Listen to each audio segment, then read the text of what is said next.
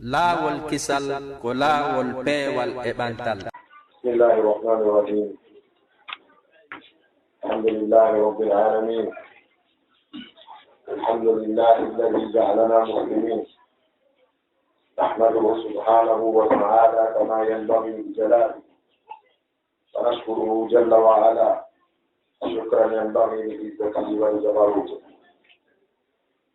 ونصلي ونسلم على أفضل البرية وخير الأنام وأفضل المتقين نبينا محمد صلى الله تعالى عليه وعلى آله وأصحابه أجمعين. أما بعد، أيها الجمع الكريم من الأئمة الكبار والأساتذة الأجلاء وزملاء الدعاة وآبائي وأمهات الكريمات، حييكم جميعا بتحية الإسلام قائلا لكم السلام عليكم ورحمة الله وبركاته.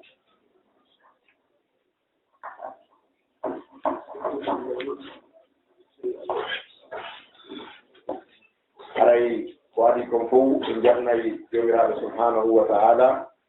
nemi nifin oɗo nema islam allah waɗɗo en julɓe o waɗari en heferɓe o neminiri en kaɗo diina islam, diina ka anndanɗa hoore ma, diina alaka makko jaɓete kasi wona oɗo islam. ano yewtiri noon ko alqur'anare makko teddunde inna dina inda allahi ko al islam. andu ko woni diina ka allah ko oɗo islam. jarni jomiraɗo subhanahu wa ta'ala jarore nde fuɗɗi en yettimo yettore nde o hanni en ñaagike moƴƴere makko en toriki mo yafanede sakkatuji meɗen e moƴƴinanede battaniji muɗum. arayde ɗon feƴƴi duwanoɗen oɗo ɓurnaɗo tagi ko ngon ɓurɗo teddude sago allah mum koko windere nden koko attiɓe sakkitiɓe sayyidul awwalina wal akhirin, oɗo wonɗo patron attiɓe ɓen e sakkitiɓe ɓen. kanko woni timmode annabaɓe ɓen, kanko woni almamiɓe nulaɓe ɓen, khatamal anbiya'i wa imamul mursalin. allah timminirimo annabaɓu e duɗu, allah waɗimo almamijo, kohojo, patronjo e dow dendagal ɓeɗo nelaɓe e annabaɓe arɓe ka hoore leydi ɗo fi ha kucce allah o timma e hoore tagi koko. e gandi allah yimti en e aya qur'an ka suratul nisa'i wonde ɓeɗo nelaɓe ko rusulan mubashirina wa mundirin bi alla yakuna linnasi ala allahi hujjatun ba'da rusul. hay ɓeɗo nelaɓe e annabaɓe allah nuli ɓeɗo e tage ko ngon fi wota wonanoy tage ko ngon hujja e dow allah yawma qiyama. so yimɓe ɓe wiye ñande dargal allah tindo aluluno e amen min feeway, allah tindo arno men nulaɓe min jaɓayno min gomɗinayno min accayno bonki min gollayno diina e dewan min accayno harmoɗi. joni noon fiwota yimɓe ɓen dañoyo so yimɓe ɓen mbatoye allahu tabaraka wa taala ka dargal kanko jomiraɗo subhanahu wa taala o waɗi ɓeɗo nelaɓe e annabaɓe hujja, o waɗi ɓeɗo koɓe preuve, o waɗi ɓe dalil e dow tage ko men. fiwota hay goto wiɗoy ko ɓaawo yettinowo diina harano e an ko ɗum hatnomi jokka diina. ɓeɗo nelaɓe noon haɗay no mari ko wiyete ronuɓe il anbiya'i wal mursalin warisin. allah no accani ɓeɗo nelaɓe e annabaɓe ronuɓe, ɓeɗo karamokoɓe dariɓe no jertinde kaɗo diina, ino wallifade defte, ino waajaɓe, ino futubude, ino yaltinde rasail, ino yaltinana en fotuha fatuwaji, ino yaltinana en kadi mana defte, ino yaltinana en diina kan e journal ji, yaltinana en e qanawat alfadaiya al islamia ka kanalji. ɓeɗo karamokoɓe allah waɗi ɓeɗo ronuɓe nelaɓe ɓen e annaba ɓen fi ha wota yimɓe ɓe wi'oy minen ɓe wurano e zamanu annabajo umma nelaɗo on ko ɗum haɗi ɓen goɗɗina. ɓeɗo kala koɓe woni al hujjatu thaniya lillahi tabaraka wa taala ala halqihi. kala koɓe woni hujja ɗimmo on e dow nguɗo sabu ɓeɗo kala koɓe al ulama'u warasatul anbiya'i. karama ko ɓe woni roninaaɓe ronuɓe annabaaɓe ɓen ɗum noon mo wuuri daari e annabaajo o kono wuuri ɗi e karama ko ɓen si on ɗiɗi faamaari diina o jokkaari diina ara o alaa hujja sabu ɓeeɗo karama koɓe no fawa ko fawano annabaaɓe kon e nelaaɓe ɓe ka banngal yettingol fa jaza llahu ulama'ana anna hayra al jaza yalla yoɓu karama koɓe meɗen ɓen ga e meɗen ko ɓuri e moƴƴude jokki ara musidɓe tedduɓe wano siɗɗo men mo makirani ni cheikh aboubacre bari aray ko yewtugol seeɗa ko humodiri e wasiyeji arɗi ka islam immorde oɗo annabajo annabiul karim oɗo annabajo tedduɗo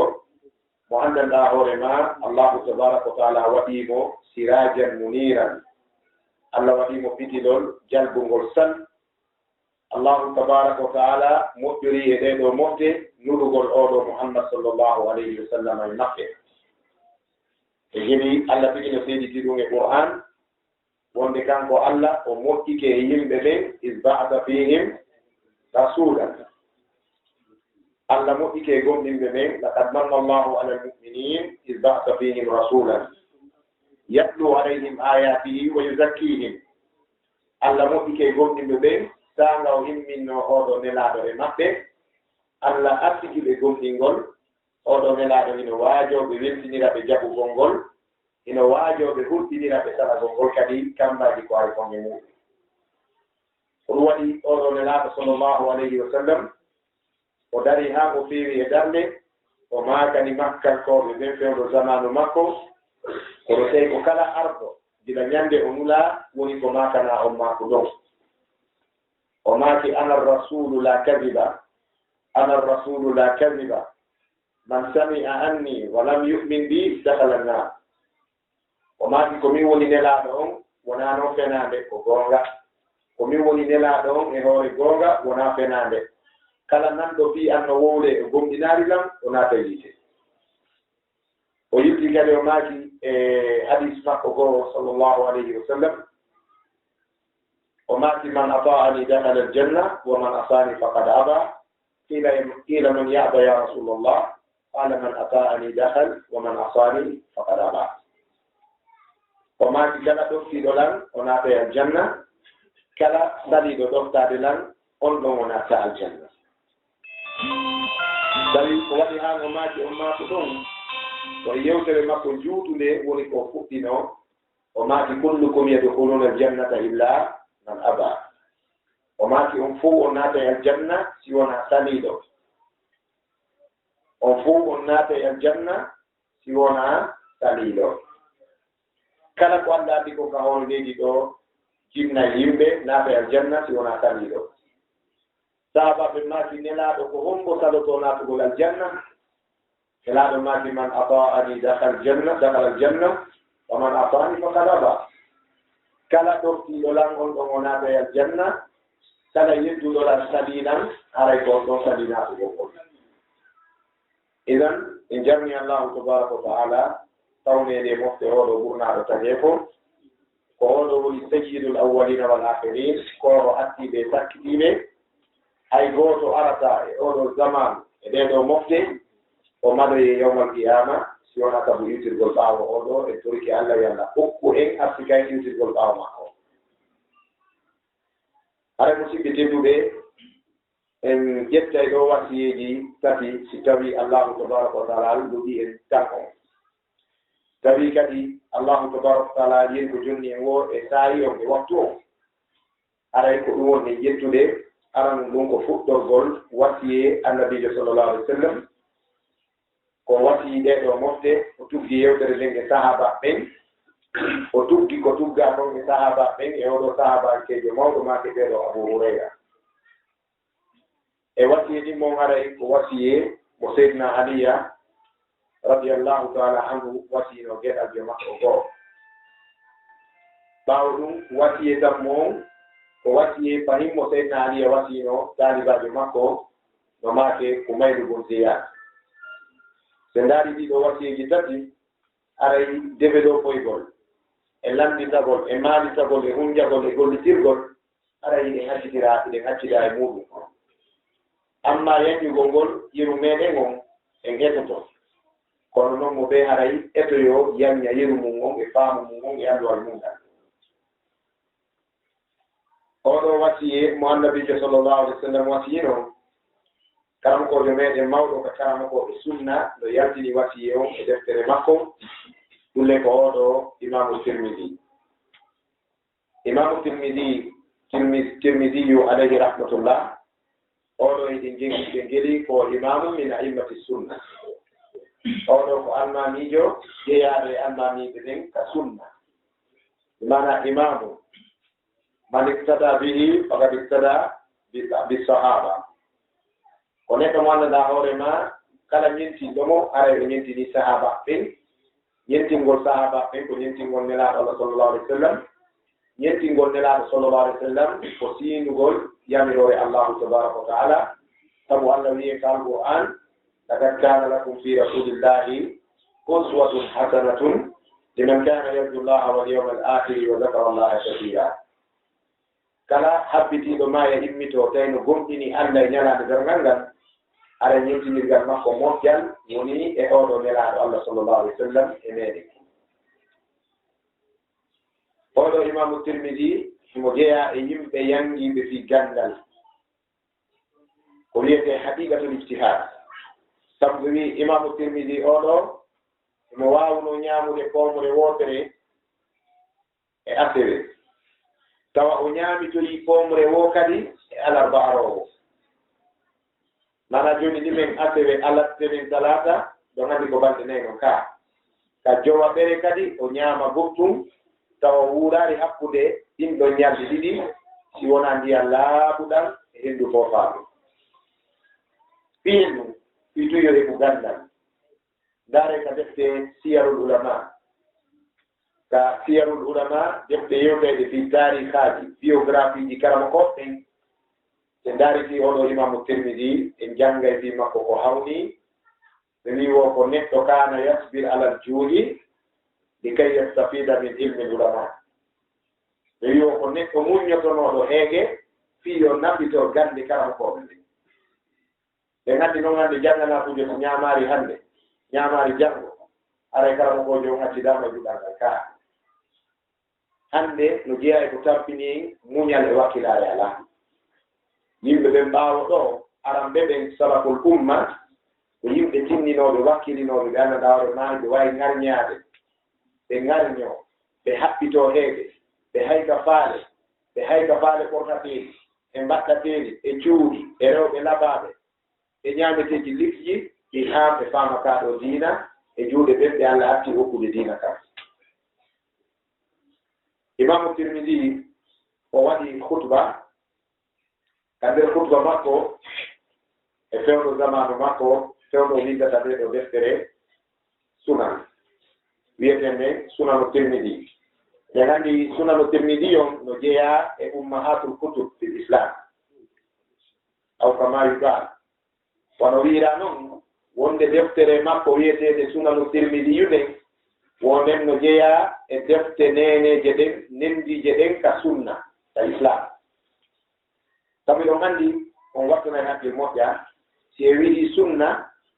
haray ko faamiɗen ko wonɗum ko al islam si en wii al islam aray ko faamiɗen ko al sunnatu tawmo ko meɗen mawɗo imamul barbahari alayhi rahmatullah o maaki al islamu huwa sunnatu wa sunnatu hiya al islamu o maaki islamu on ko ɗum woni sunna on ko ɗum woni islamu on bi mana oɗo diina kala ko wona sunna ka islam aray ɗum ko taskete ɗum ala ka heɓa place ka islam si wofi alqouranare nden e sunna on si wona ɗum ɗon haray no mara ko chey'un rumiya fi zabala haray ɗum ɗon koko buga a compost kullu ma siwa alkitabi wa sunna fi l'islam fa fihi nadaru fa in wafaqa al ijma aw qiyas al ulama yuqbal fa illa fa yutrah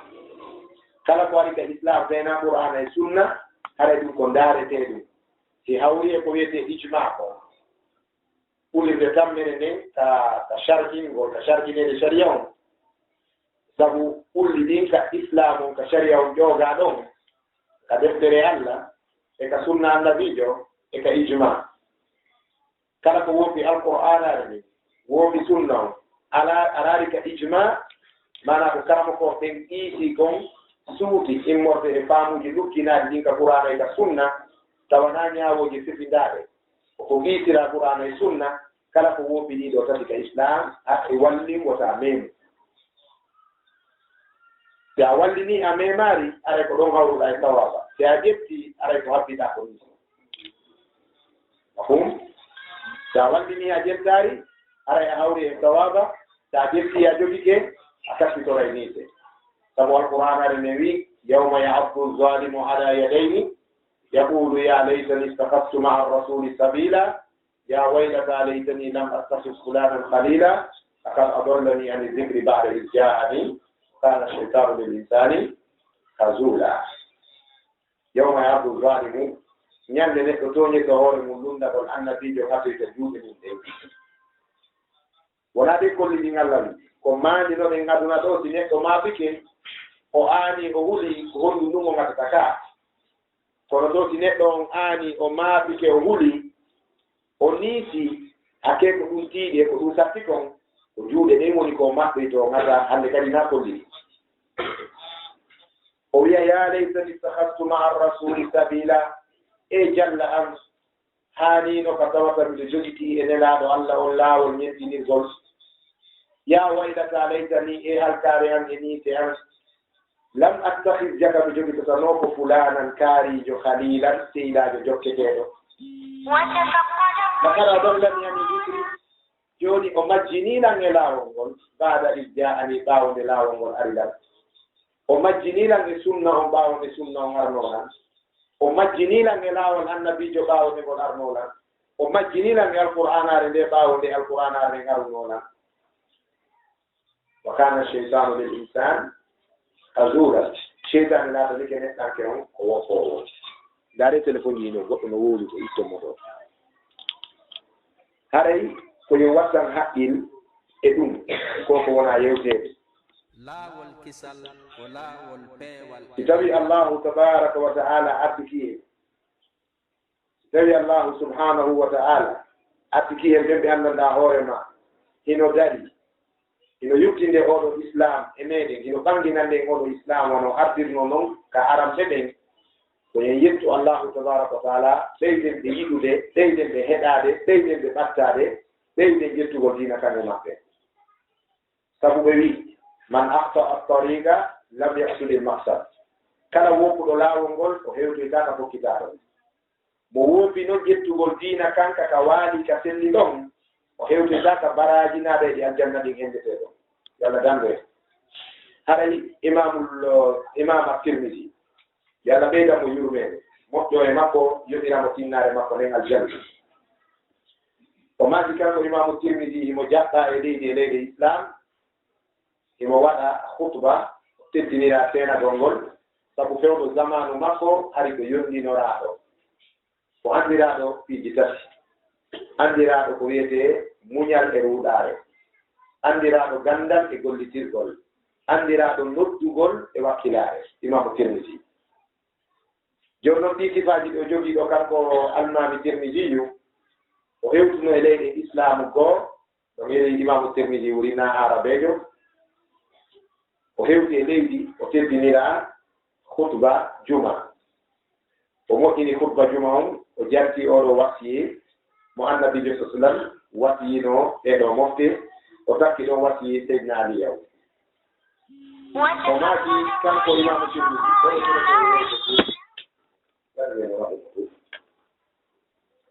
o maaki kanko imam at-Tirmidhi ɓaawo o addi ko wiyete khutbatul haaja o kon mana ko yewtere udditirte kon eɗon gelino jeeya e sunna annabijo sallallahu alih w sallam ɗanga neɗɗo faala yewtude woni ko gooto woni yewtude woni ko jama nde o fuɗɗorta jarnugol Allah tabaraka wa ta'ala o watta ɗon honɗum mawlorgol Allah e bone cheytane e faade wonki ko wiyete hubbu nafs e dandede majjere e majjinirede laawi cheytane ɓaawo ɗum on tigi duwano nelaaɗo Allah sallallahu alaihi wa sallam si o yewta noon ko o yewtata kon hakke ko ɗum maanda e annabijo sallallahu alaihi wa sallam sahaba ɓen ɓe fembi on maako ɗon inde on maako ɗo jamma hutbatul haaja kala ɓe nelaaɗo mari haaju e yimɓe ɓen ko ɗum ɓe udditirayno yewtere ɓe maaka inna alhamdulillah nahmaduhu wa nasta'inuhu wa nastaghfiruh wa na'udhu bihi min shururi anfusina wa min sayyi'ati a'malina wa man yahdihillahu fahuwal muhtadi wa man yudlil fala hadiya lahu ashhadu an la ilaha illa Allah wa ashhadu anna muhammadan rasulullah ɓe du'ono ɓe du'ano nelaaɗo sallallahu alayhi wa sallam yani kamɓe on ɓe udditani dambugal duwanagol ɓe enen te ngari hanka ɓe makuno ɗon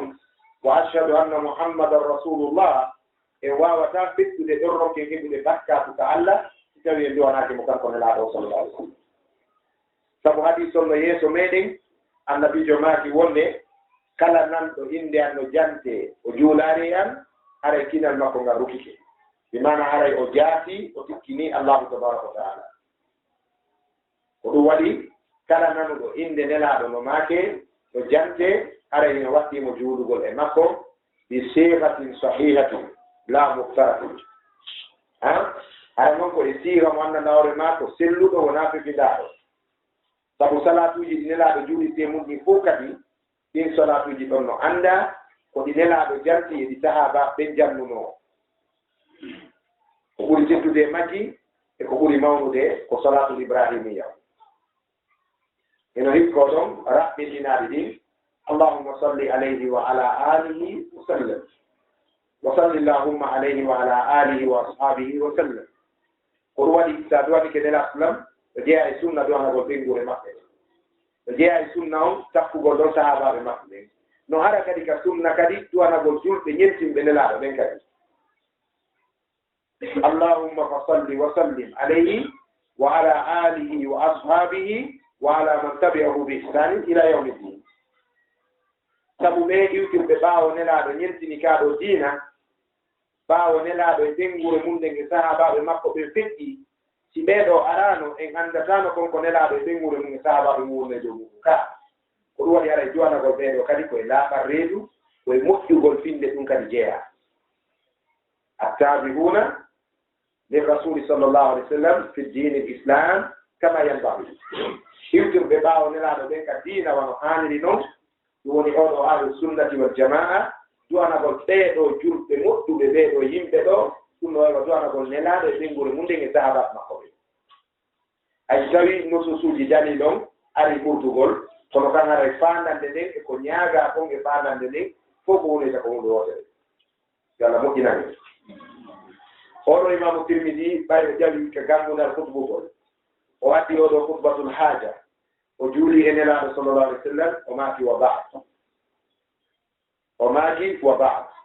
ɗo nganndi oɗo kalimatu wa ba'd joomiraaɓe gande goo no wi ko ɗum ɗo wiyetee ko qur'an faslul khitab wa aataynahu fasla khitab ko Allah yewti ko fi annabi Dawud wonde himo hokkano si o jarni Allah o duwanike mofte makko ɗen o sendindirayno hakkunde ka o yii ɗon immorde ko jantori mantugol Allah e jarnugol mo e duwanagol mofte ɗen kon o waɗayno keerol hakkunde nden ɗon yewtere e ko faala yewtude ko wa aataynahu fasla khitab on wonde kanko annabi Dawuda huwa awwalu man istamala kalimata wa ba'd aw amma ba'd kanko adi gollitede ngol ɗo konngol wa ba'd so yewta noon ko faala kon ma wiigol wa amma ba'd ala kulli woɓe go wi oɗo wa ba'd ɗo ɗum ɗo ko jannga e neejuuji moƴƴuɓe aramɓe ɓe waɗa heedorde keerol ya annduto ko Allah e nelaaɗo ko Allah jarna nelaaɗo du'ana ko woni harde kon ɗo konngol ammin wonɗo ma yewtude on karamo ko ɓen ka luga ulama'ul imla fannu wiyeteeɗo rédaction on imla'u ɓen ɗo gollidiri nden ɗo toɓɓere wonde haray wa ba'du ko bi ma'na no waywa ɓe wi wa kalimatu ba'd fil khitab tumassilu maga tumassilu an nuqtatayni wonu no haray ko lotti ko point ɗin ɗiɗi waɗeteeɗi ɗin hakkunde kaari no wuurude e konko wuuri ala kullin imamu mo maki wa ba'at o wi ɓaawo ko ardi kon ɗo uusi nafsi wa iyyakum bi taqwallahi azza wa jal fi sirri wal alal o maki kanko imamu tirmidi miɗo wasiyo hoore an wasiyo on onon kadi kulol Allah kene e gunɗo miɗo wasiyo hoore an miɗo wasiyo on kulol Allah e kene e gunɗo limaga fi sirri wal alal kalimatu fi sirri wal alal fi hen ɗum gonɗo konngol no wiye hulugol Allah ngol ka gunɗo e ka kene sen daari Allahu tabaraka wa taala o sifi annabi Ibrahim ka suratul anbiya aɗo noon o jaggade Ibrahima tawi o yeetiken taw fiiɓe hulooɓe Allah emo wiya en wa dicra lilmuttaqin alladina yakshawna rabbahum bilghaybi wa hum ani saati musfiqun Allah wi wonde Ibrahima oɗo komin yewta e makon fi makko ɗum ko waaju wonande ɓeeɗo yimɓe hulooɓe Allah o wi gonɗoni hulooɓe Allah ɓe walladina yakshawna rabbahum bilghaybi ko hulirooɓe Allah birnal wona hulooɓe Allah ka kene si weddike waɗa ko faala wona feññinooɓe diina e kene suuɗo waɗa keferaaku wona addoɓe yeeso yimɓeɓen dewal moƴƴal si weddike haray no waɗi wo tampi bar ko yimɓe ɓe annda hoore ma kene maɓɓe on e gunɗo maɓɓe on no fota bar ko suuɗi kon ka gunɗo maɓɓe no mawni ɓuri ko ɓe feññini kon ka kene ko waɗi ara kulol Allah ngol si ngol woni fil alani ngol wonaari ka sirru ara neɗɗo ko perduɗo sabu Allahu tabaraka wa taala ko ɓuri jogitaade kulol Allah ngol so sirru on gunɗo on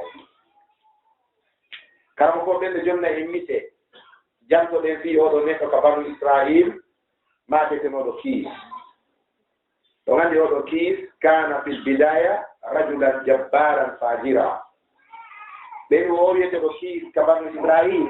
ko neɗɗo ka fuɗɗode gurna makko hari ko keefeero geɗɗo bandiru mursal ndu wonno kako kiis Allahu tabaraka wa taala moƴƴori e makko ko wiyete husnul khatima battane moƴƴo ko ɗum waɗi han sabu kiis oɗo heɓi battane moƴƴo ko jeeya yimɓe aljanna tawi ko bandiru yedde noon ɗo Allah ka fuɗɗode gurdal ko ɗum waɗi nelaslamaki al umuru bi khawatimiha piiji ɗin na fuɗɗode nde daarete ko rawnoɓe nden ko ɗum waɗi julɗo fof yo toro Allah fittanere artike ɗi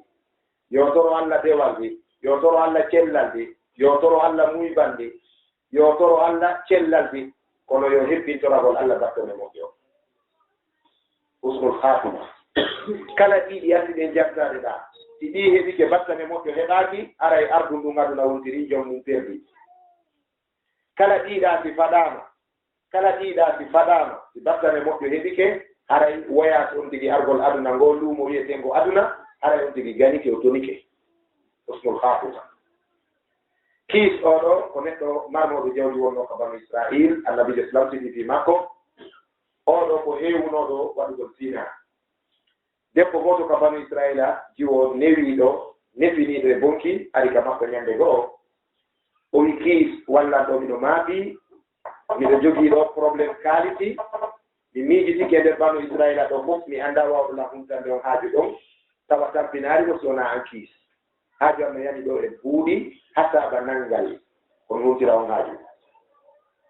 kiis inni ko ñamande ka ko dokkal jiwon inni a sabu am waɗa e dokkal sabu mi tampinaaki mi heɓay komi yoɓitiro kiis inni noon eno woodi ko yoɓitira joni aray aroy kiikiɗi a taweɗa nokkel kala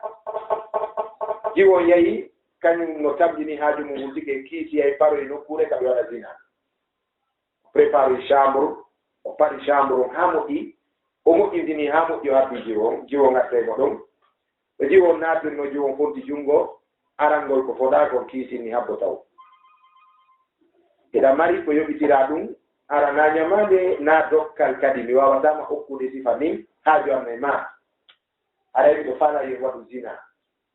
aray ɓooro waɗen zina satisfaisalan e kinɗon bonki aray mi ƴettaniɗo jawɗi mi okke wurin mi ɓeydante kon ko landiɗa ɗo jiwon inni kiis mi wakkilaki kiisinni awa yo ɗaɓɓo e goɗɗo goo ko wontani haajo jiwon mujjini ɓanti miijiti taski anditari hay gooto wawɗo mo ittande nden hannde ɗon wa on saayi ɗon mo wonki makko yeeye mum si wonaa kiis o wi kiis awa o haaju an ɗo boni sabu ko ammi tankini no mari feere waɗa ngollan ɗum jikkima jikke moƴƴe ardaninan e noone gonɗo kiis jali hecciti wi siɗa anndi ko min tu wawma hunnande o haaju ala hay gooto reeruɗo en ɗo min mi wowloyta ɗum a seeda e andeji ma aray wakkilo komi wi ko minitaji seeɗaji mi ara e tiyore ma jiwo huggini ɓanti ande nden fooli mo no nasinami fulalngal ande nden fooli mo ɗum waɗi mawɓe men no torotono Allah yalla dandu en ande foolude ko ɗum kadi allahu tabaraka wa taala janni en ka suratul baqara ka lannode simore nden rabbana wala tuhammilna ma la taqata lana bihi Allah wota rondu men ande nde men hunnanta sabu kala jarriboraɗo ande nde hunnanta laawol adingol darade yeeso makko wo o jokkay siko ka haram o rewa ɗum fayda andeji ɗin si neɗɗo aani ko ande nden e imano woni gerdude si tawi ande nde fooli ɓuri imano fooli ɓuri imano neɗɗo mo yanayi si imano ɓuri ande nden imano jogi to ordigi yondinamo muññinamo yejjintinamo susiji ɗi si ande nde ɓuri imano ɗum wonɗo wo wonɗo haysi ko ustajo haysi ko almamijo haysi ko karamokojo haysi ko honɗumde haysi ko hombode haysi ko makkankojo wonɗo o wonɗo si ande nden fooli imano mo yahi yalla dandu en hande foolde hande jiwon fooli mo o ɓantoyni kiis awa yawmo kiis hake ko hooli o ƴetti buuɗɗingo jonni diwo o ƴetti cadeau mo préparé o kadi o fawantamo ko kadi o wallidi ɗa e saako o wi awa ar waɗen bone o eno ɗo jawdi ɗum déjà jogoto ɗum ɗa to se gayni haray ko ɓeydaani ziyadatul laki alal masiya subhanallah on ɗuman jiwo on o fuɗɗi ɓortade ka wuggini ɗon o fesi o wulli on ɗuman kiisinni ko on ɗon ɗa wullude jiwon ini bon mi andituɗo hiɗen udditude baafal ngal en jeeya jongal baafal ɗon no harminanma ngal hino harmininam min jogorɗo baafal ngal nden on weeɗitangol ma ngal baafal an kadi ɗa harminana memugol ngal baafal a jeyɗaɗi sharia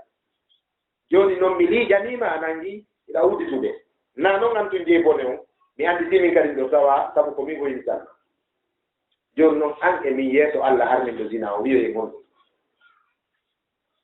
an e min yeeso Allah harmin ɗo zina on wiyoye gonɗum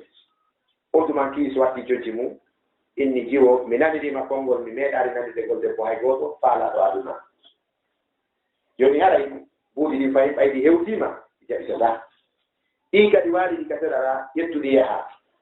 mi jaɓi a woni karamakojo moƴƴo a yiltilan e bone mawnuɗo a landi gelan ɗo landal mi wawatangal jaabade an e min yeeso Allah harmin ɗo zina on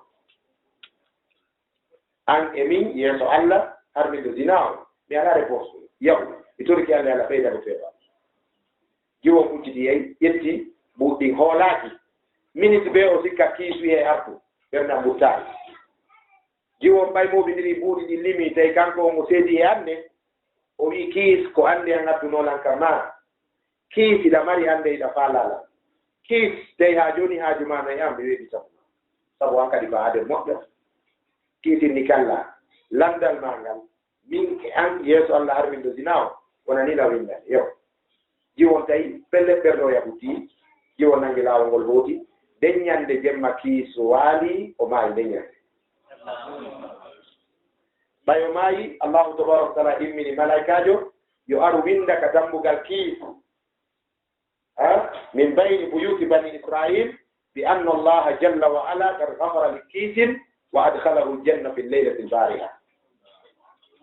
wonde yo malaikajo ar winda ɗon bindol malaika wonde Allah jon yurmede o moƴƴo wonɗo dow gaaro o yafanike kiis bonkiiji ɗo waɗayno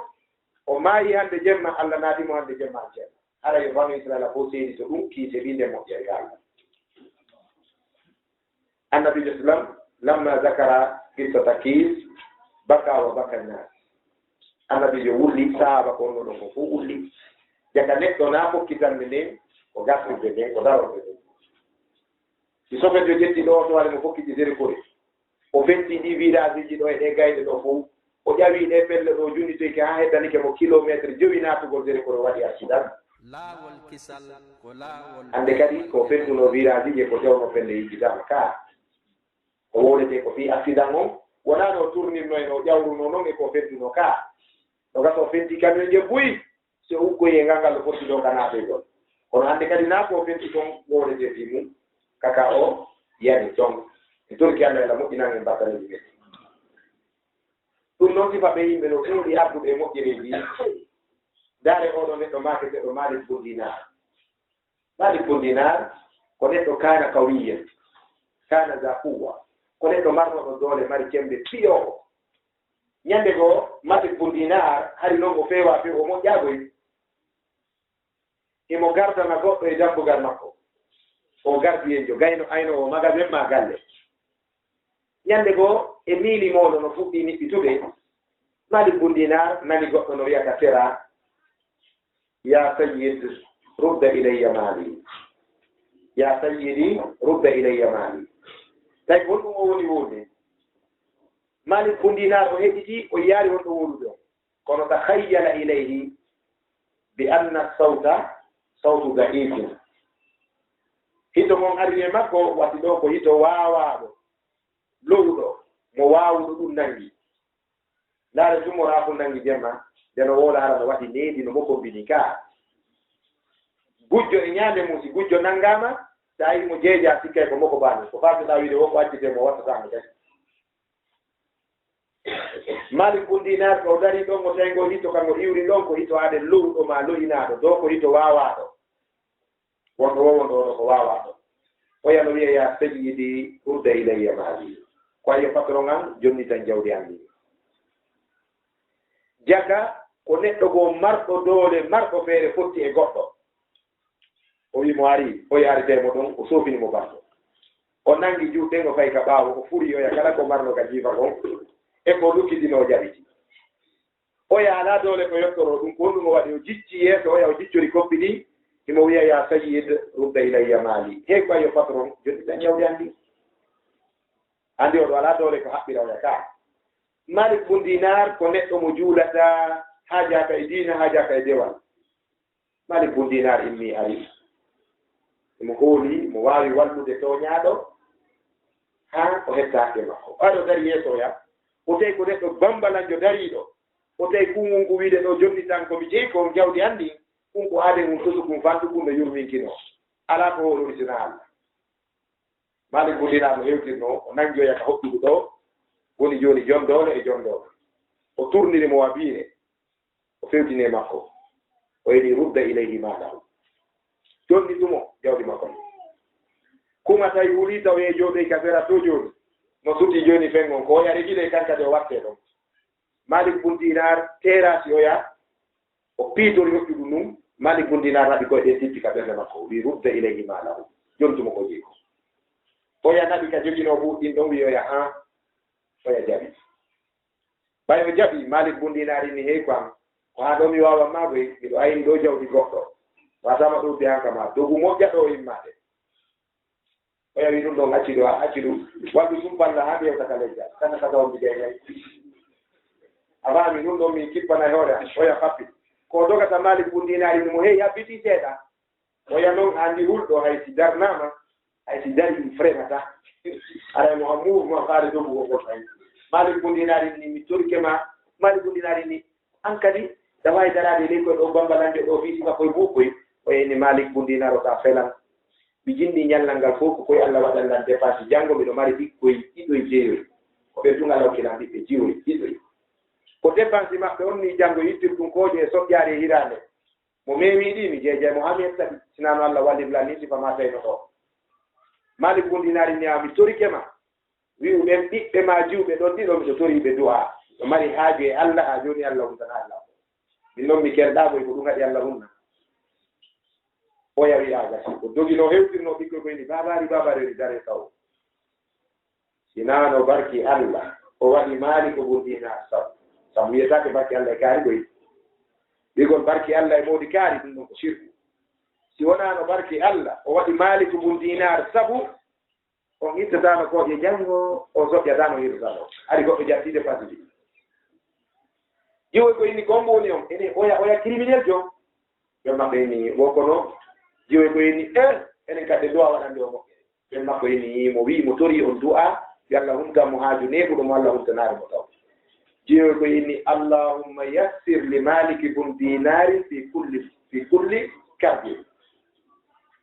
jiwe ko wi allahumma yassir li maliki bun dinari fi kulli karbi jiwe ko yini Allah men torike ma Allah kala sattende ande ko ɓokkuɗa maliki bun dinar hoynam mo Allah wata sattina maliki bun dinar kadi maliki bun dinar hango feƴƴini o jokki diina o feewi o woni karamakojo mawɗo o maakay min komo mi du'a jaabi e dow mum du'a jiwoyi ɗiɗo e miskinoy maakuno ko yo Allah hoynam maliki bun dinar gila ñande koye jiwoyi wowri ɗum Allah sattina Allah ha o gandi jaga kala waɗɗo ko moƴƴino habbi ko moƴƴi ka ɓe wiyata anglais english ɓena one good turn deserves another moƴƴere no habbi moƴƴere fayda min komi taski kon ko moƴƴotoɗa e mum bono e ma wo ko guineje enen noon ɓimen gon no hawni yalla ɓeydi e wallude imamu tirmidi o ƴeyi ka gangunal o maaki wa ba'at mi jarni Allah o wi mi yamiri on mi wasike hoore an kulol Allah goo o maaki wattiba'i rasulillahi sallllahu alayhi wa sallam o maaki mi wasike on kadi jokkugol nelaɗo Allah o maaki fa zalika ɗiɗiɗi kulol Allah e jokkugol nelaɗo ka diina o maaki fa zalika ko ɗum ɗo woni haqiqatul islami wal iman ɗo kadi haala janano ɗo ɓoyki hulugol Allah e jokkugol nelaɗo on ka diina mum rewirta Allah si wona no nelaɗo rewirno Allah rewirta Allah si wona ko nelaɗo rewirno Allah o maaki ko ɗum woni haqiqa islam on e iman o maaki ibadallah bidayatul khutba fi shuru'il khutba ka fuɗɗode khutba oɗo konngol no heewi arde e moƴƴuɓe aramɓe ɓen gila e almamiɓe meɗen ɓe annduɓe e karamokoɓe meɗen wuuridaɓe ulama'ul mu'asirin e salafu salihin e sahabaɓe tabi'una e tabi ɗo gandi so wiyama salaf aray ko sahaba tabi'un e tabi'u tabi'ina wona wiyede ne ko sahaba ɓen giral maɓɓe ngal e tabi'una e tabi'u tabi'ina ko ɗe gire tati woni salafu salihin sahaba ɓe yewtuno fii ɗeɗo gire tati tawi giral ɗimmal ngal e dammal ngal ɓe yaari ngal ɗo abdoulahi ibne mas'ud lamma su'ila ani salaf fa ajaba qa'ilan bi anna salaf al qurunu mufadala ala wa hiya qurunun thalathatun ala wa hiya as-sahabatu qarnu as-sahaba wa qarnu tabi'in wa qarnu tabi'i tabi'in o maaki ko sahaba ɓen giral maɓɓe ngal e artunoɓe ɓaawo sahaba ɓe yaari nelaaɗo kono wuuridi e yoga e maɓɓe e artuɓe ɓen yaari sahabaɓe nelaaɗo ɓe kono yii yi'uɓe sahabaɓe nelaaɗo ɓen o maaki ko ɓeɗo woni gire tati wiyeteɓe ɓen salaf amma nahnu fa nahnu lhalaf ko enen wiyete halaf kono noon la budda lil halafi an tahtadiya bisalafi mafhum enen koye halaf koye yiwtirɓe ɓaawo koye lontiɓe koye artuɓe ɓaawo kono noon ko ɓeene yiwtirɓe ɓaawo ɓen yentine honɓe aramɓe ɓen nahnu lhalaf fala budda lil halafi an yahtadiya bisalafi enen koye sakkitiɓe kono ko ɓe yentinen aramɓe ɓen goyi annen noon kadi aramɓe ɓen no ɓuri ay hakkundeji meɗen ɓe nganndi konngol ngolingol laaɓi e janngingol e naningol maake ɓe maaka alfadlu lissalafi walaw ahsana almuqtadikat ɓe maaka hattiɓe ɓen ko ɓe njeyi ɓural ngal hay tawi ñentinɓe iwtiri ɓaawo ɓe ɓuri moƴƴinde hayti en golli ko aramɓe moƴƴuɓe ɓe waawano gollude hayti en labini diina ɓuri ɓe hayti en ɓanti diina ɓuri ɓe kono noon en wawata moƴƴude ɓuren ɓe as-sabiquna as-sabiqun ulaika al-muqarrabun attiɓe ɓen ko ɓe woni ɓurɓe ɓattaɓe ɓen eɗen fokkiti ka yahete 150 kilométres woɓɓe dogiino gila hecci hankinno dogude ino yaaɓe eɗen en fokkitaari taw ko ɓen jaati woye hewteto ɓe e ngasoto ɓe en wawata yaadu ndum fokkitanoma duuɓi wuulure e 150 hannde ɓi islam fokkiti tawnoɓe ɓe no tumbi ka laana islam o heɓaari duuɓi 600 e ɓen tumbinoɓe islam no mari duuɓi temedtati e ɓen tumbinoɓe islam no mari duuɓi wulure e ɓen tumbinoɓe islam no mari duuɓi wulure e noogay e ɓen tumbinoɓe islam no mari duuɓi wulure e temeɗɗe nayi capantati jeetti o famaki ɓe fotayi hewtidoygol kamɓe atti falahumul fadlu fali salafi al fadlu kamɓe attiɓe ɓen jeyi ɓurangal o maaki kanko imamu Tirmidi o maaki ibadallah kono yo jiyaɓe Allah o maaki kana rasulullahi sallllahu alayhi wa sallama yuusi ashabahu ridwanullahi alayhim biwasaya amma mufida wa kadhalika salafu salihu ma zalu yusuna abna'ahum wa ummatahum mithla tilka alwasaya o maaki kanko imamu Tirmidi kono yo jiyaɓe Allah ɓeyde kulol Allah andon nelaɗo sallllahu alayhi wa sallam ɓe laatinoy ɓe wasiyotono mofte maɓɓe ɗen wasiyeji ɗi annanawre ma ko huuɓituɗi gonɗuɗi kadi e nafa amma mufida wasiji huuɓituɗi wonduɗi e nafa yuppay ɗi nafa e mofte ɗen ko fiye ɗum wasiyeji nelaɗo ɗi woni amma limaga kanat wasaya nabi sallllahu alayhi wa sallam wasaya amma liannaha taummu al umama lianna wasayahu taummu al umama sabu wasiyeji nelaɗo ɗin ɗi moftay ɗi huuɓitay moftaluji ɗi fof artiɓe sakkitiɓe a nanay hadise nelaɗo no maka ɗo hannde o makanoma duuɓi wulure ko fawi sikka ko joni ɗum yewta ka sa nani hadiseje goo no yewte ñande ko min juuɗiɗi e mawɓe qiyamul layli kuusa tawi koye suratu shu'ara wona kissa Musa e Firawna jaka ɓe mawɓe ɓura noon nangiɓe sabu ɓe nande firongo ɓe maaki mi wawi sano janngirɗon min kono miɗo nande ko nde woni makude ko ya akhir kadi te hittini hunjagol Qur'an e hittinari firgol Qur'an e wonata julɓe kelluɓe eɗon anndi oɗo sahabajo mawɗo wiyeteɗo ibnu Jundab bun Junada sahaba jalil Jundab bun Junada ridwanullahi alayhi gonnumo maaki o wi nahnu qawmun kunna nata'allamu al-iman thumma nata'allamu al-Qur'an fa idha ta'allamna al-iman fahimna rabbana jalla wa ala fa idha ta'allamna al-Qur'an yaziduna imana o maaki menen min janngayno iman on min jannga noon Qur'an on mafhum o wi si min janngi iman on ɗum nganndina men Allah si min janngi Qur'ana on nde ɓeydana min gommina kono Allah tigori Qur'ana ka innama almu'minuna alladhina idha dhukira Allahu wajilat qulubuhum wa idha tuliyat alayhim ayatuhu zadatuhum imanan al-Qur'an yazidu al-iman wala yunshi'uhu Qur'an on tincantama iman ko ɓe ɓeyday woni ko waɗi Allah yurmin mawɓe meɗen ɓaawo ɗo Fuuta Jallo ɗon hannde ɓe janniray noon non ne ko defte kewɗe taw ɓe janna Qur'an o ka e sikkude ko jofoɓe noon eyi ko hannde heɓuɗen mawɓe koyon paya na ɓaawo ɗo Fuuta hanki ari ko Fuuta nendi ko Fuuta hannde on woni Fuuta Kataba Fuuta Bidiya Fuuta ñanne Fuuta Geroɓe Fuuta wertindiɓe naam Fuuta ñanne alayno haqqun iɓere ko gonga ñanne ko gonga no woodi kam meɗen hannde Fuuta Jalloɓe tata so yeddodiri ange jammo wayniri sinara ka jon taw yiɗi selluɗo ka himɓiji ari alano kamen Fuuta ko diina laaɓu kay julɓe moƴƴuɓe wonno toon diina wayni kamen torki Allah Allah artirka eɗen yiɗi noon yo Allah waɗu en sabu kadi ka artuɓe heɓe fadlul mujahidin oɗo sahabajo wiiti min janngi Qur'an arde nde ɓeydana men iman ɗo nganndi hannde ɓe mari sukaaɓe buy konaake do ara ko hufadul Qur'an kono machallah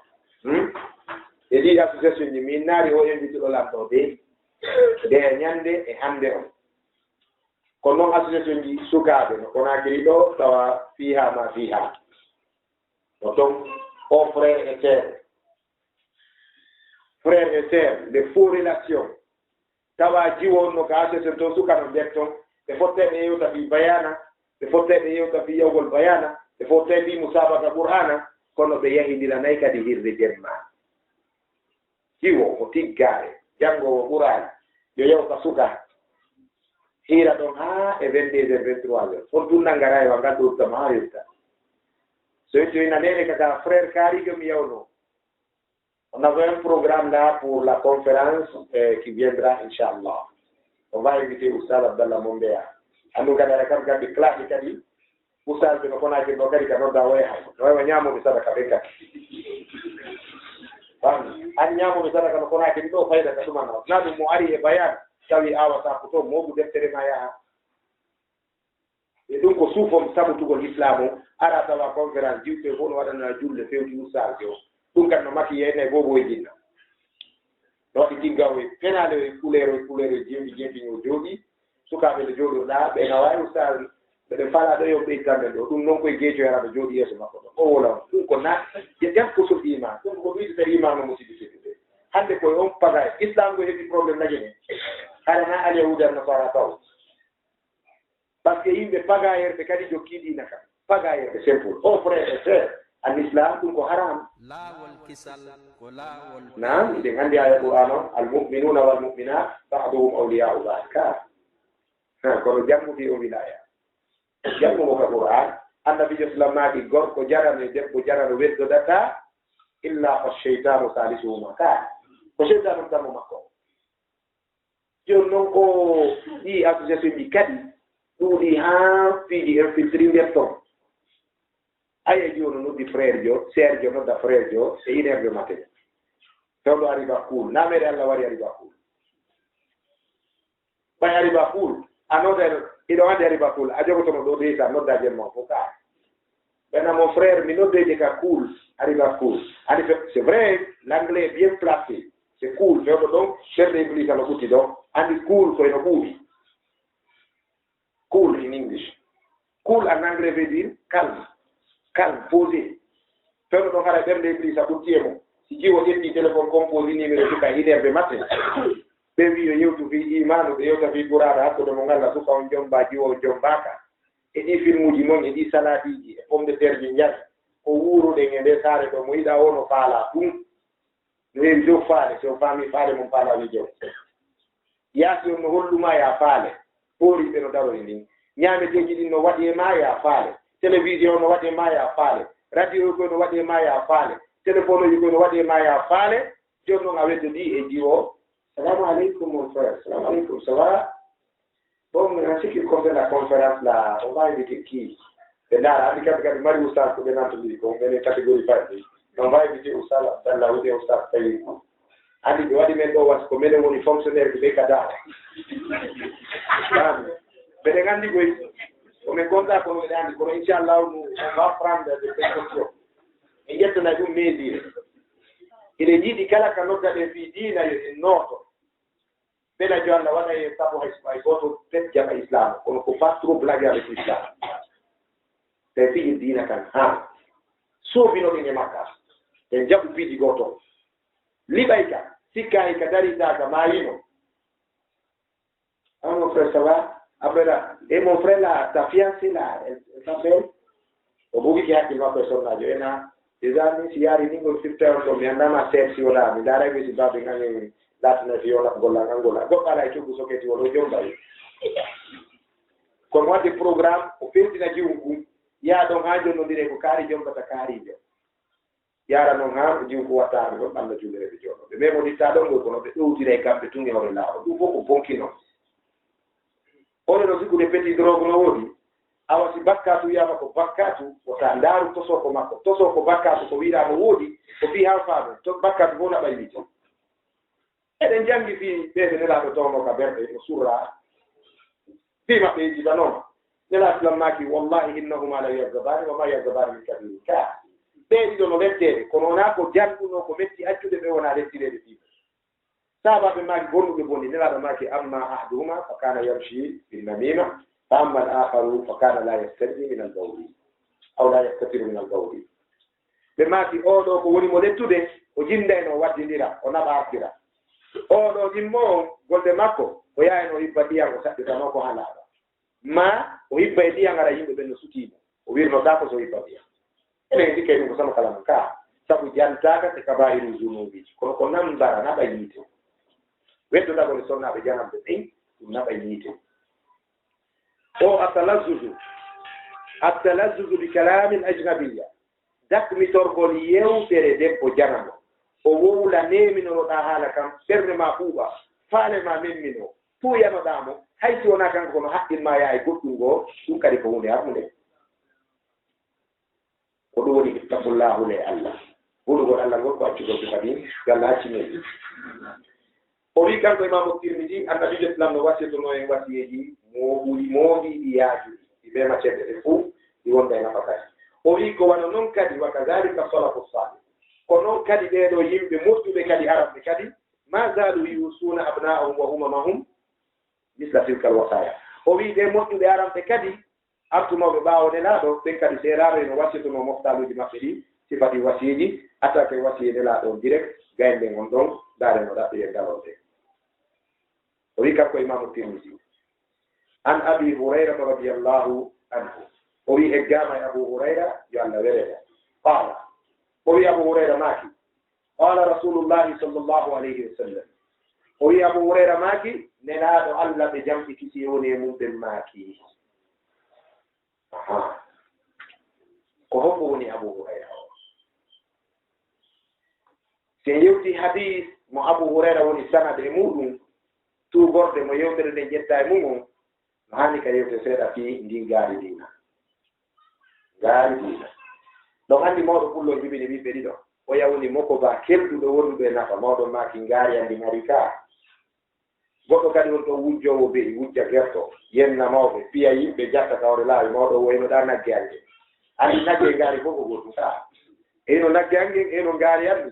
modi fof ko nagge ni ko waɗi hoore e galaɗe e bukkol kono ɓay wonde e nafa ɗum moko mbinama wiye ngaari ɓay alda e nafa wiye nagge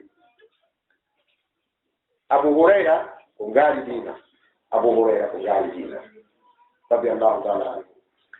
ko honno o maakete inde abu hurayra no joli ka defte seneden inde noga e joli fino wiyete wona noon yo en tiroyɗo e deftere tosokere wiye mi yiɗon ko abu hurayra ko ɗum naɗi oustad abdallah mo mbiya kadi e wolangol men komin annda non ɗum ɗo kaka defte jane wona mantorgol ɗe kono ko tommi ka defte jane ka siyaruji jane dare imamu zahabi imo windi deftere wiyeteɗe siyaru min alamin nubala imamu zahabi rahimahullahu taala deftere nde komo jannat jeni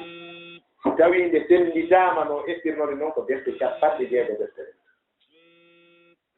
50 deftere karamo ko ɓe ñeeñini naadidiri ɗe haa ɓe yaltidiru 50 deftere ɗiɗi e woto fewno ɗo kadi maktabaji ɗin ani honode tibaaji ɗin moƴƴinoɓe defte ɓen kadi ñeeñini haa hawtidiri ɗe min de mi jogii nden ko deftere 19 deftere kono si ɗe waldinirama no ɗe attorno noon ko deftere 50 deftere ɗum ko sama kala goɗɗo no wiɗi deftere imamul hindi inde wiye kanzul ummal nden ɗon ko deftere 52 deftere ko kaddima on deftere fahara ton deftere 52 woni ko windi ko kanzul ummal worɓe fekki ceernarana nokkoɓe caaƴe na ko noon ɗon wono ɓe nakkoto kaari ɓe son hawti a heɓata ka nokka on ko ɓiɗɗo gorko deke anndi worɓe feƴƴu acci layi fuu ɓe ɓaawo ɓen layi fuu ɓe noon ko enen ko yo Allah ɓeyde wallude goɗɗo mo wawata windude inde mum si nde windama wawata masude o janngan zawre makko deftere naati o janna goɗɗo o jooɗo wiya wallidiɓe deftere keeɗa ta layi fuu ko ɗon haaɗi na ɓen kella nana wiyena cheikh albani o mutasakkid huwal mi rentini o e chef subhanallah ammo wawata windude inde mum a wawa rentinde goɗɗo e walli ɓiɗɗo deftere ina chef bun bas kana mutasaddidin akhir karim ara jange luga jange fannuji wode cheikh bun bas ko sattimbe dina akhir karim angal famugol ko problème kono ɓe wi mo anda no andi anda no irriti anda oɗo no jam ayo mo anda baba o yangay anda o yangay en tori Allah Allah andi ngi so andi naari yo andi ngi anda laare no andire Abu Hurayra imo mari inde telere no gay jogi ko fottana ko wi'a wonde ko inde makko kono ko ɓuri lollude inde makko nen ko billa ko wonde mo maake Abdurrahman ibn Sakhri at-tawsil. Abdourahman geɗal Safru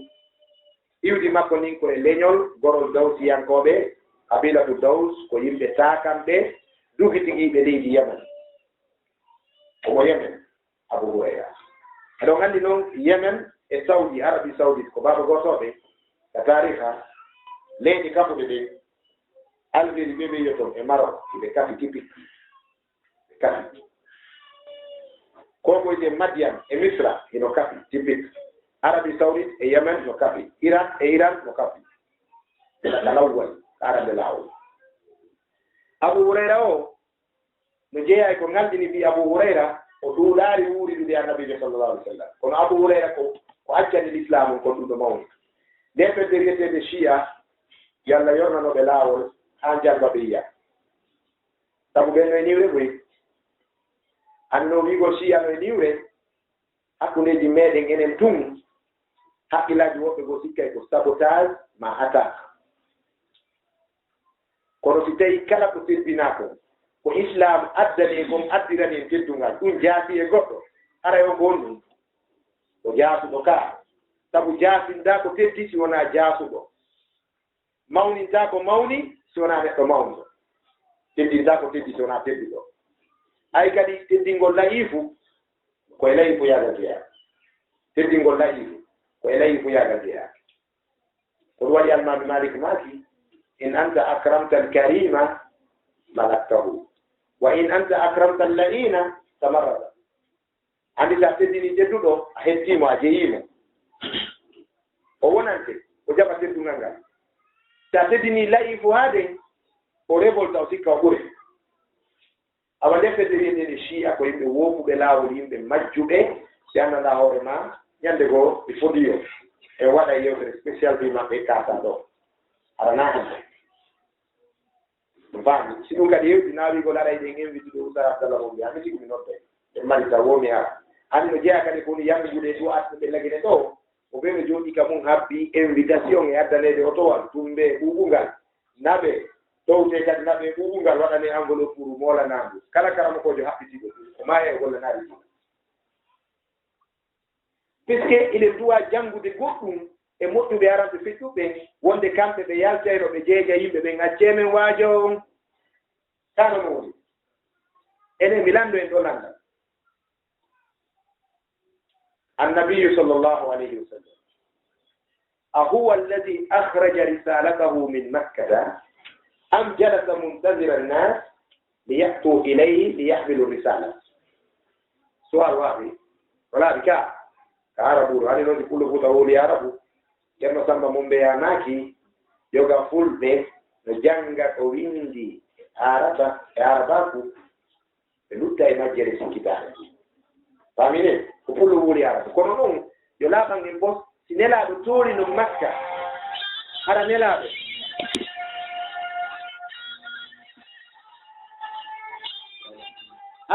toori no makka hara nelaaɗo sallallahu alaihi wasallam tooli no makka enen nelaaɗo ko kamɓe immino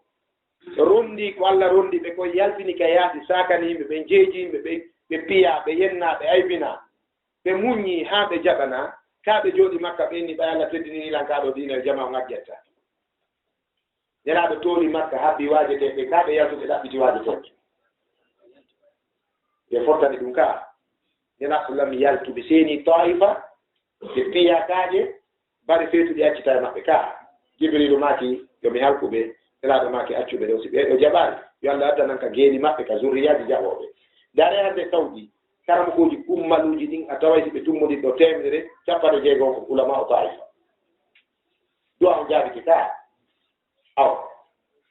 ɓe yalti ɓe seeni Madina yaltingol islam o sahaba ɓe ngadi ñentini ɗum ɓe jooɗino ɓe yalti ɓe saakiti islam woɓɓe maɓɓe ko Europe ga faate woɓɓe ko Asie profonde sahabajo no beeli Chine gonjo wattinaɗo ɗon a tari wiyetede gonjo China haraja e tablete risala famata ɓe ardi Chine ɓe yalti ɓe yettinegol islam ko fatude Chine woɓɓe ardi Afrique ga wallahi yenande no Mozambique yenande karamokoɓe tariha leydi nin les hauts professeur en diplôme ɓe yeddodiri fi yenande ɗon woɓɓe maɓɓe inni septembre n'a jamais été connu de l'histoire mozambicaine, mais il se peut que c'est un tombeau d'un prophète de l'islam, d'un disciple du prophète de l'islam. Fine yenano no jiku jakuni ka tariha mozambicaine ɓe ɓen kono woɓɓe maɓɓe no woni wo wawi wonde ara ko yenande goɗɗo e wondunoɓe annabajo islam ɓe sakiti finatgol islam ɗota karamakojo jooɗo habbo wi feede e teddinede anda woɓɓe juuɗe mum taƴanoma ɗo woni darnoɗo no wiya la ilaha illallah ko fonti ko ɗon kafa waɗa ɗo itta woɓɓe noppi mum itta imam ahmadou hambal piya ko wattinte imamu shatibiye karamkoɓe mawɓe arɓe imam malik piya ko fatotoɗe e juuɗe makko ɗo teno paralisi imam malik o fatodari e juuɗe ñobbotoɗe ahmad bun hambal yaadari ka allah e tewu wuyde tewu ka ɓaawo makko piggal en nden hannde karamakoɓe fof ɗo faala ko ɗum waɗi dartuɗo ay allah no jarri baade koy hendiɗo ɓuuɓungal wo darni ɓuuɓu ndu wo no yaade daaroya jiwum tawata ko gore ɓeya sifa huru leydi foola ɗum adda on jooɗike ena wallahi o mo hadara ɗo mi annda tan on joni haɗa meɗen mijitade karamakojo watti mijitade fi jannugol e waatagol wo anndu aduna haɓɓima sina ɗum ko tikkota ko ɗum wuranɗa ka diina kan ko ɗum jannganɗa karama koye sénégal mi wibayano non yafoto miɗo mbaɗi programme nokkugo kono mi ala programme nokkugo miɗo mijitade holli yande ɗo golle aduna nanguima cintinimare noddangol islam ko wasifatul anbiyai wal mursalin bal hiya usmal wasaif ko ɗum ɓuri mawde kala métier ko ɗum waɗi annabijo islam yañi nde ɗo yewtere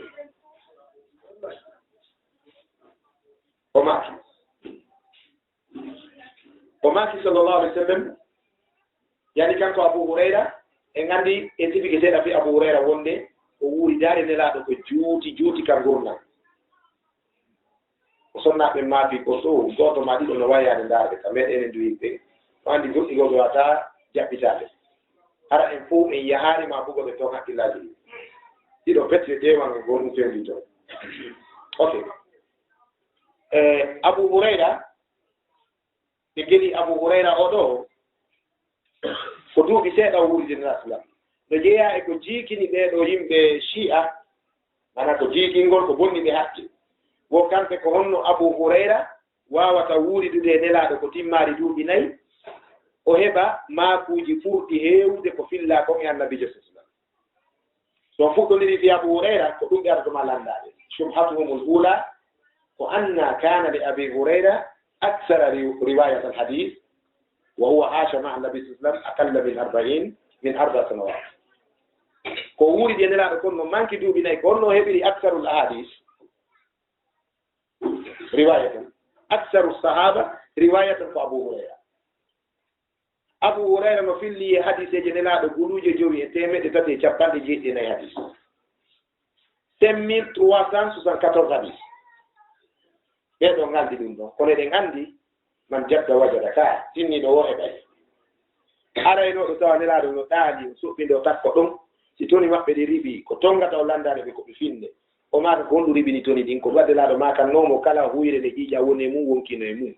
mana kala ko wonki woni e mum wemmino to ka ko andoto kaari maayi ɓangal wemminago ngol ka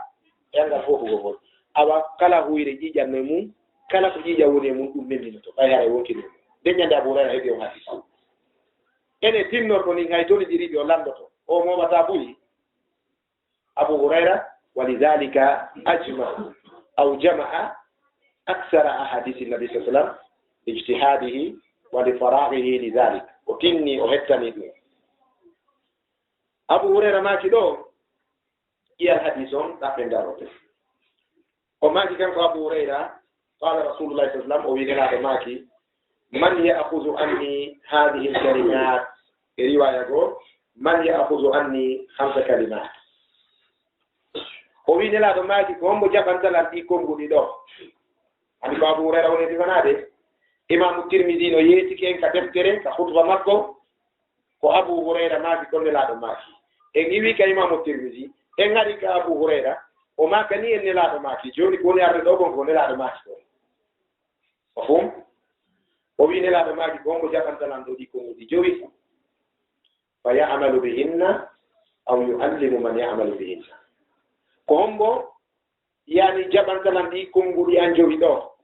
o gollitiraɗi ma o anndina goɗɗo goo yamira goɗɗo goo haa mo gollitiraɗi sabu eɗen nganndi abdalu alal hayri ka fa'ilihi ka mo waɗi ko moƴƴi mo tindini yo ko moƴƴi yo waɗe imo waywa waɗɗo ko moƴƴi ko mbaraji ka tindinɗo ko moƴƴi mi waywa huwuɗo ko moƴƴi kana ɗo a jarnete golluɗo ko moƴƴi kon ka weltana wo an tindinɗo yo waɗo man kadi a heɓa geɓale mum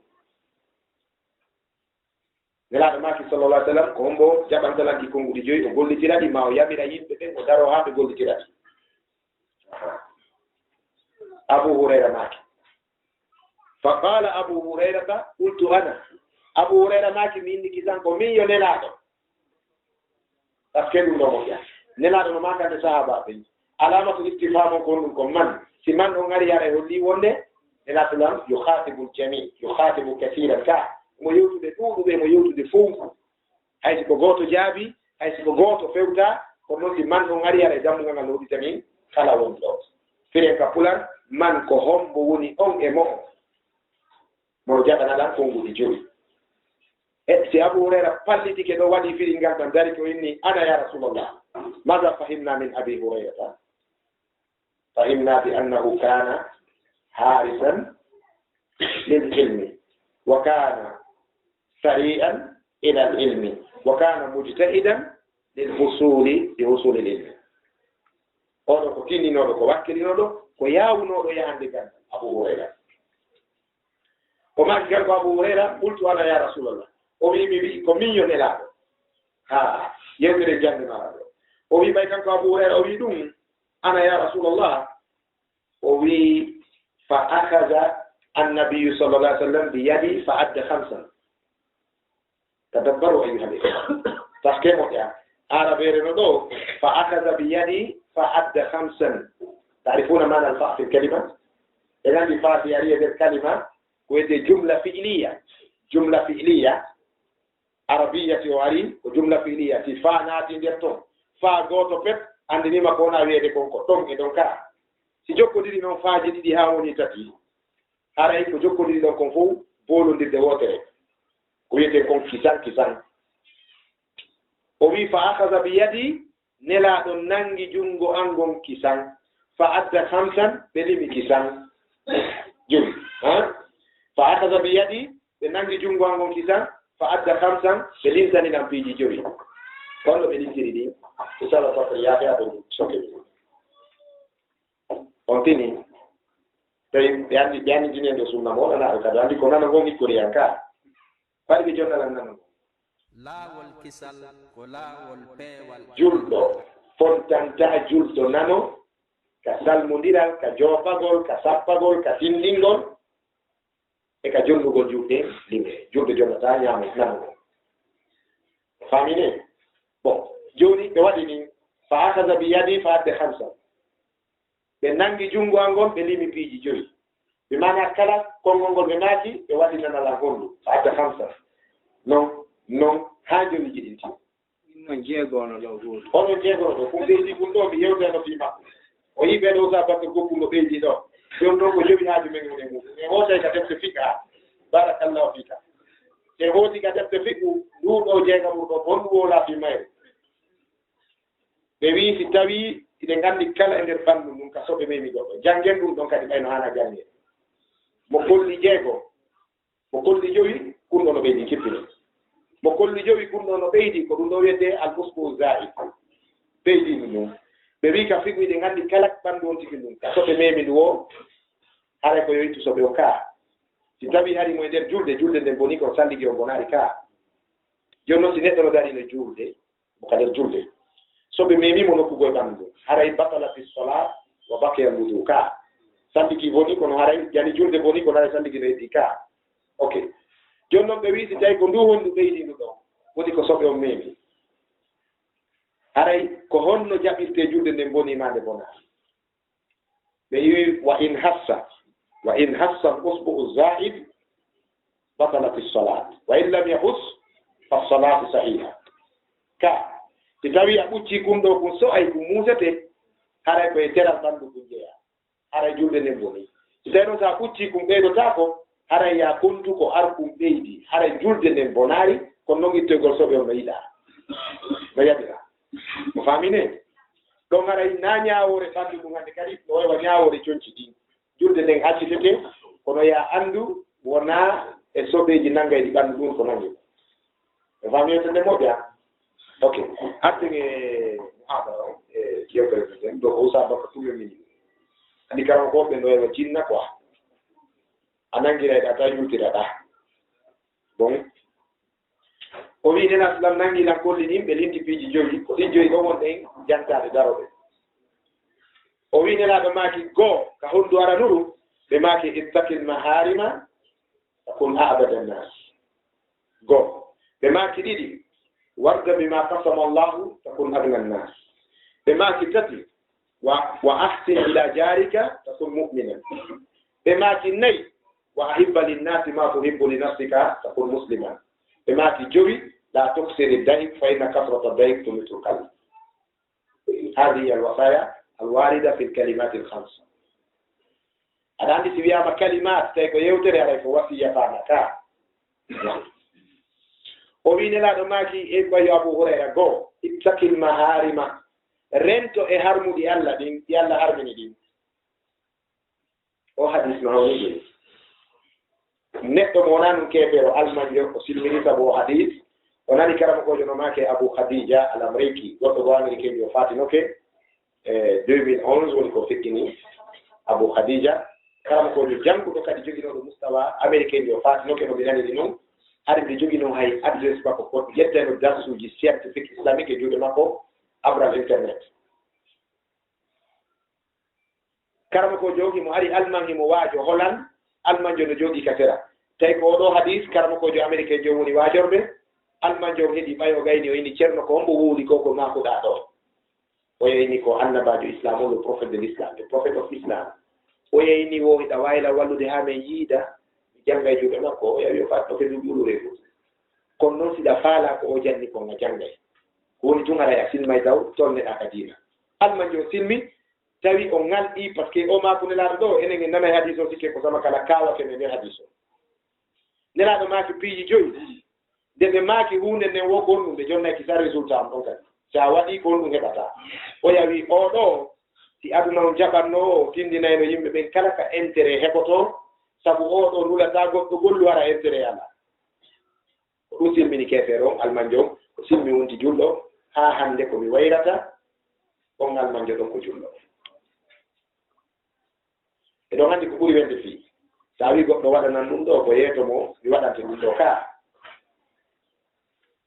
wo ala ko wenni kile ha hewti haray ɗo julɓe tedduɓe ara joni en hippote kile on taw ka en weeray andi ɗum welnay arɓe kile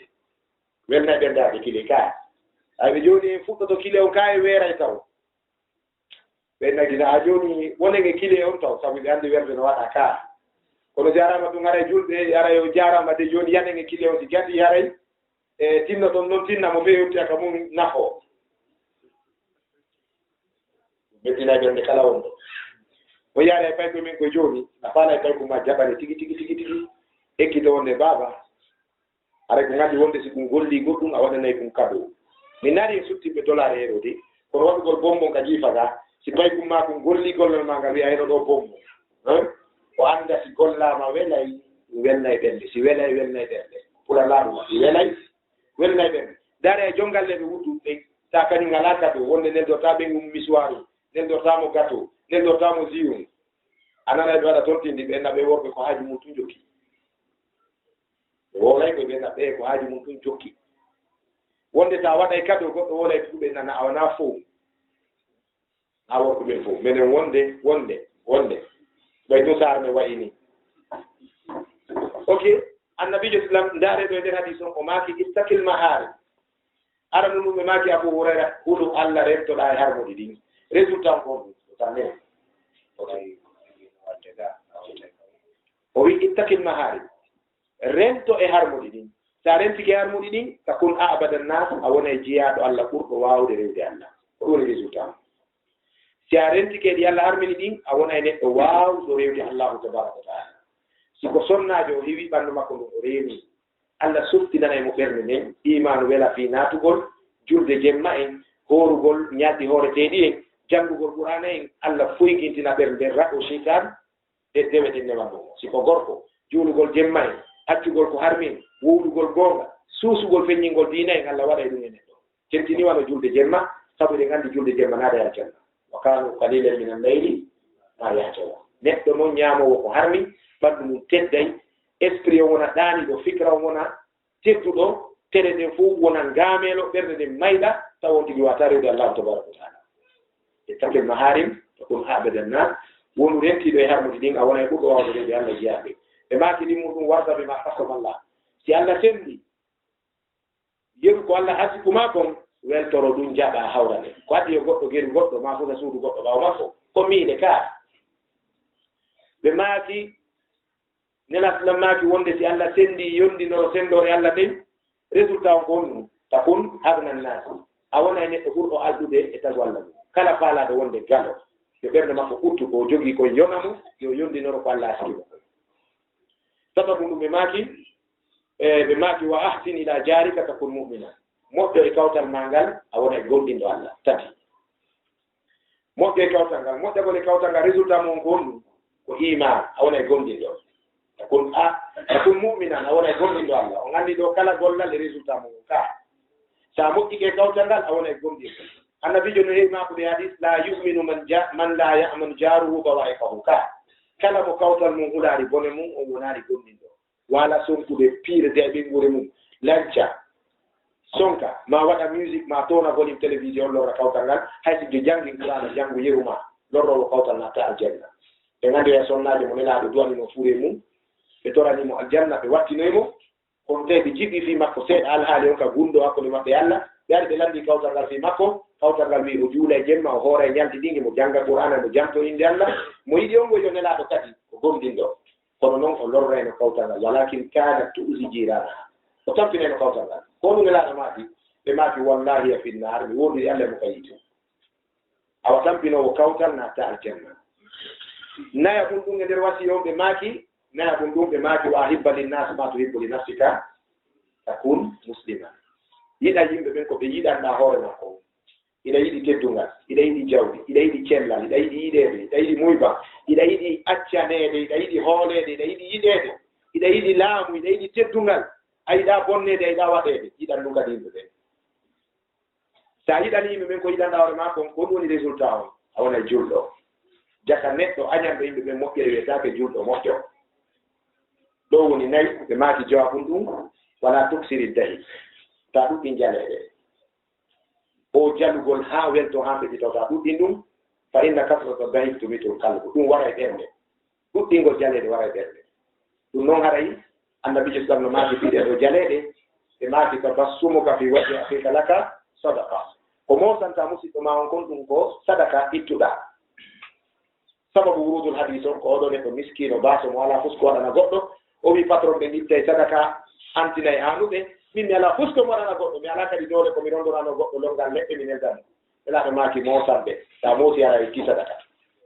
moosugol ko sadaka sa mosani goɗɗo tentini ko mosanɗa moodi ma kon ɗo gandi on ɗo sadaka wurin ko sadaka yore sadaka ka ɓeyde giggol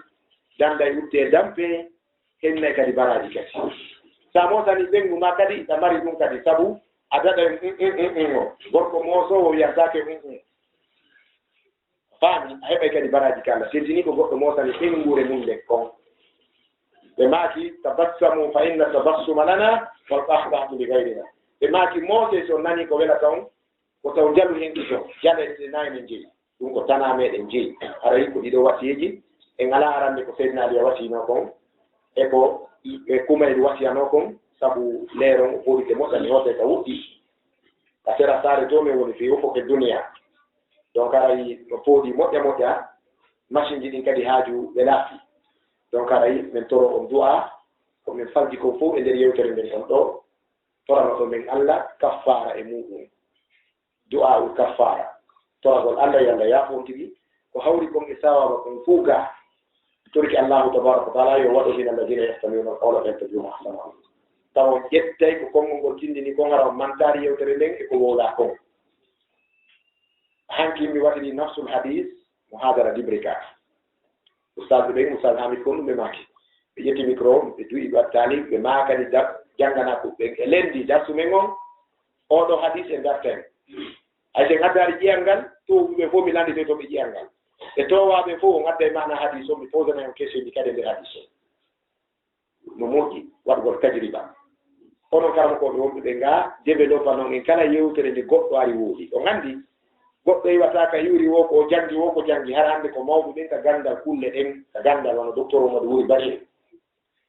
cheikh aboubacar yaare cheikh ahmad sow en hara ko ɓen si ɓen jooɗiki hannde yeeso jama o lagine ɗo wowrugol koko wowlanoɓe wowta ɓe makatati wona ko wowlano ma fi l'islam min jahil keso nalaka islam e kiɗɗum tu woni ga on faami kono eɗen nganndi karamokoɓe mawɓe ɓe si ɓe maaki e hoore ko toto koye maakuno kon haray tampon heɓike ka garanti ko jaɓi he karamokoɓe hoɓɓe ɓen si ari maaki e hoore ko ta kamɓe wonno maakuɓe kon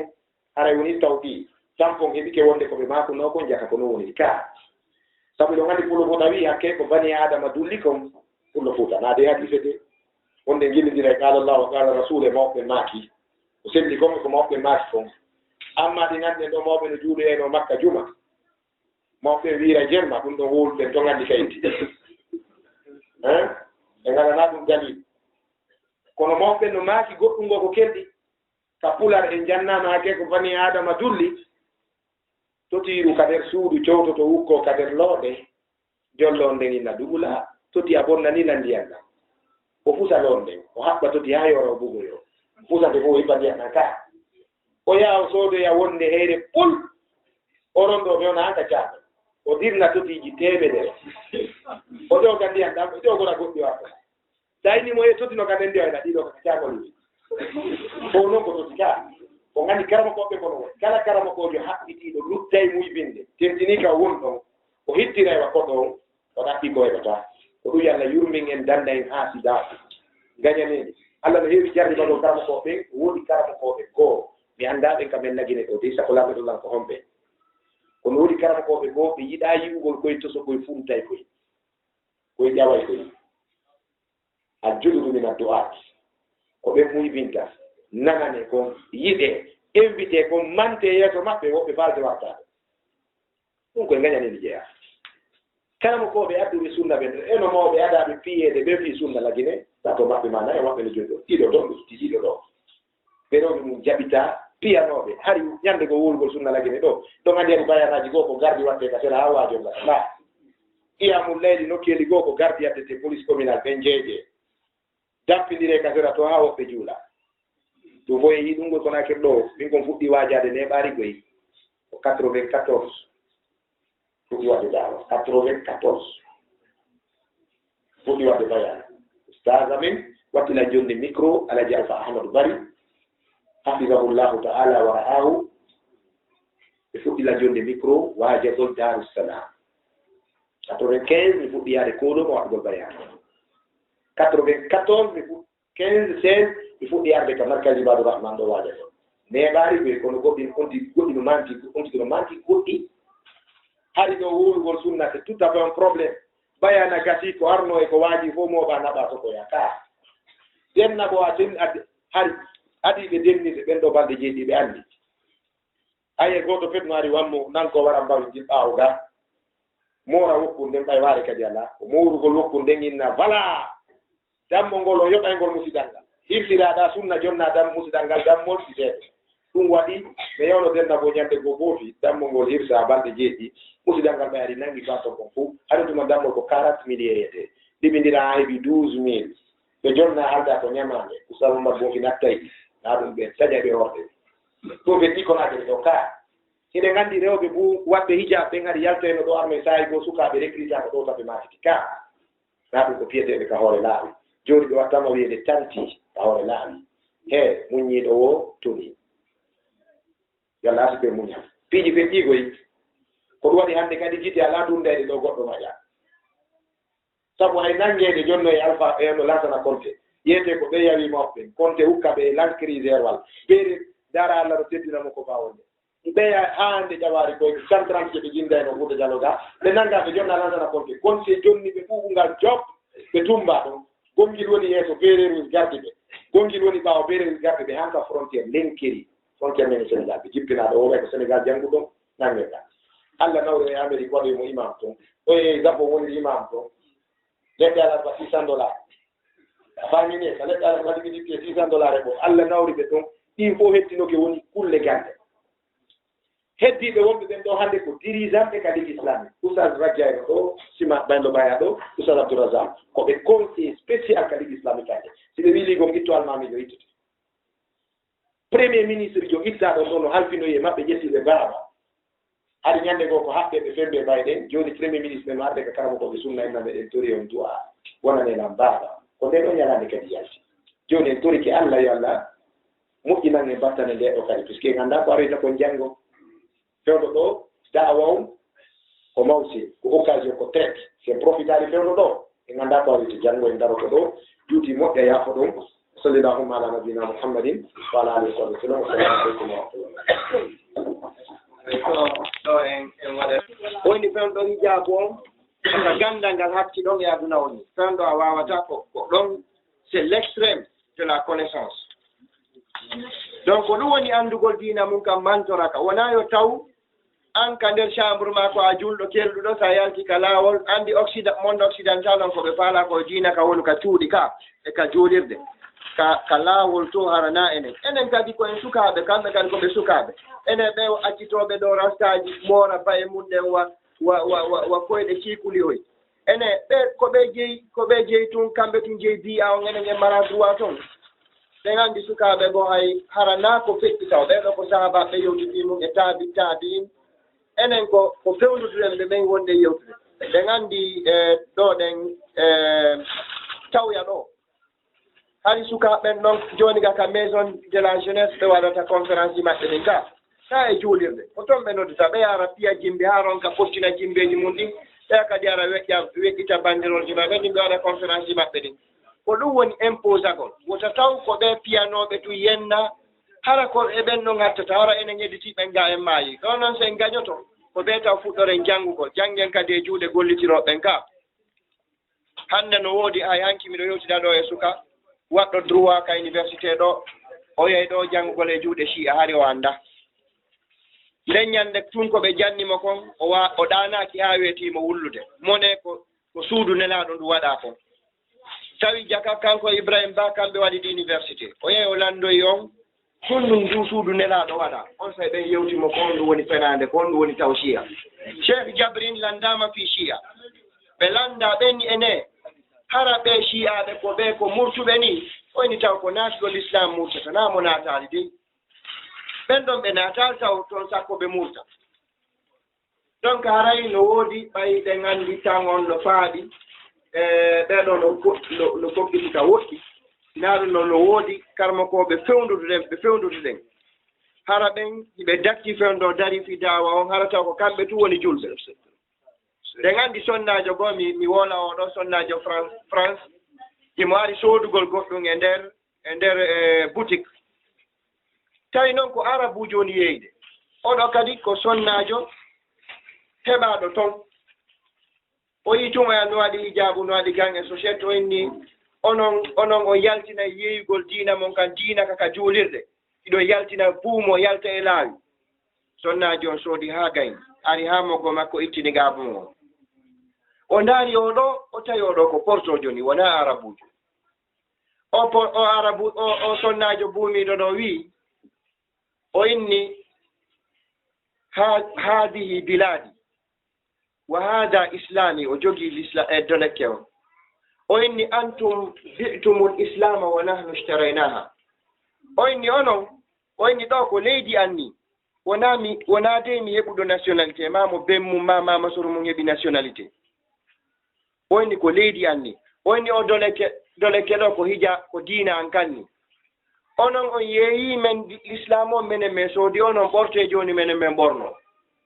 ko portojo wolani ɗum arabujo donc haray anden diina kam feƴƴino kam miijinoɗen ɗon si tawi en sakkitike